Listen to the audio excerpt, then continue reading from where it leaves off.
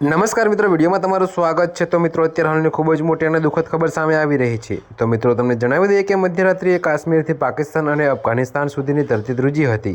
તો ભૂકંપની તીવ્રતા 6.1 નોંધાઈ હતી। જો કે મિત્રો, આ ભૂકંપ એટલો શક્તિશાળી હતો કે લોકો પોતાના ઘરોમાંથી બહાર દોડી આવ્યા હતા। જો કે જેના કારણે ઘણા વિસ્તારોમાં ગભરાટ ફેલાયો હતો।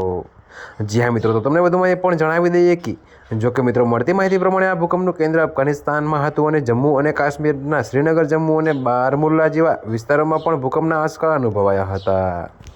જી હા મિત્રો, તો તમને વધુમાં એ પણ જણાવીએ કે ઇસ્લામાબાદ, લાહોર અને પેશાવર સહિત પાકિસ્તાનના અનેક શહેરોમાં પણ ભૂકંપના આંચકા અનુભવાયા હતા।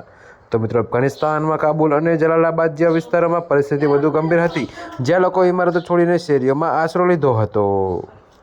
તો મિત્રો, પ્રારંભિક અહેવાલો અનુસાર કોઈ જાનહાનિના અહેવાલ નથી, પરંતુ ઘણા વિસ્તારોમાં ઇમારતોમાં તિરાડો અને વીજળી ગુલ થઈ ગઈ છે।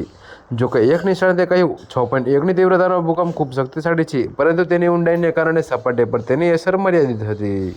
તો મિત્રો, ત્યારે હાલ માટે આટલું જ। મળીશું નવી અપડેટ સાથે। અને જો તમને અમારા વિડીયો પસંદ આવતા હોય તો વિડીયોને લાઇક, કોમેન્ટ, શેર અને અમારી ચેનલને સબસ્ક્રાઈબ કરવાનું ભૂલતા નહીં મિત્રો।